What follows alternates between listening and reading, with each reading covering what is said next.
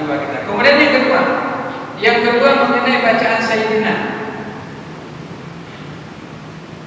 Innallaha wa malaikatahu yusholluna 'alan nabi ya ayyuhalladzina amanu shallu 'alaihi wa sallimu taslima. Sering dibaca bacaan kita.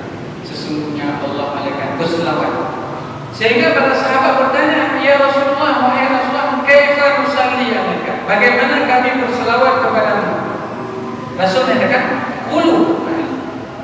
Ini orang yang enggak pakai Sayyidina alasannya ini. Kata Nabi, "Qulu," katakan oleh kalian, Allahumma shalli 'ala Muhammad wa 'ala ali Muhammad kama shallaita 'ala Ibrahim wa 'ala ali Ibrahim wa barik 'ala Muhammad, dan seterusnya. Walaupun kalau kita terjemah, ya Allah berselawat kepada Muhammad, ini bahasa kita Indonesia, jangan terjemah begitu. Beda dengan bahasa Indonesia.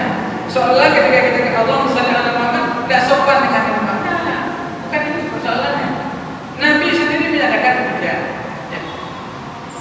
Kemudian ada dalam konteks yang lain Nabi mengatakan, "Ana sayyidu waladi Adam." Saya adalah sayyid, pemimpin anak Adam, wala fakhara. Kata Nabi, tidak ada bangga-bangga. Saya pemimpin, kata Nabi. Sayyid. Nah, di situ dipakai sayyid. Oleh karena itu salah seorang ulama ketika ditanya hal yang sama, Syekh Abdul Halim Mahmud di dalam Ushul Fatawi beliau menyatakan bahwa makna sayyidina ini, kata Nabi, ketika beliau ditanyakan, "Qul Allahumma shalli," mimbar tawadhu Nabi enggak bilang sayyidina, kita baca Allahumma shalli 'ala Muhammad. Nah, ulama enggak boleh kalau kita baca dalam salat Allahumma shalli 'ala Muhammad itu lebih ittiba.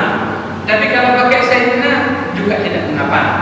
Barangkali tak enak, tak nyaman kalau enggak baca sayyidina Bapak, nak batal salat kita.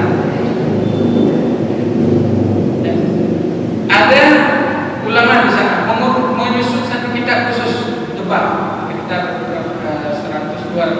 300 halaman.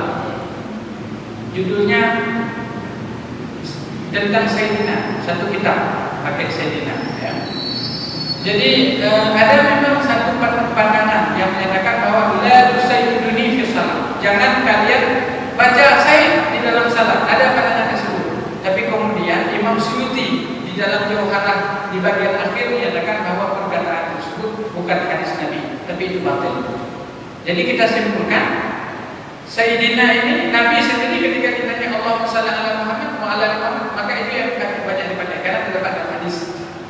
Sayyidina dalam konteks yang lain, walaupun Nabi tidak mengatakan saya Sayyidina Muhammad, tapi itu penghormatan saja. Dan orang-orang yang katanya istilahnya tasawuf dan lain-lain karena baca Sayyidina, tidak masalah.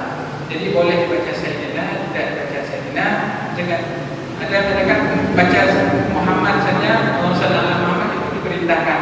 Tapi baca Sayyidina tidak ada perintahnya. Atau baca Sayyidina untuk menghargai Rasul karena ada hadisnya juga boleh. Jadi dua-dua ini boleh dibaca, tidak ada masalah. Itu pandangan mengenai bacaan Sayyidina.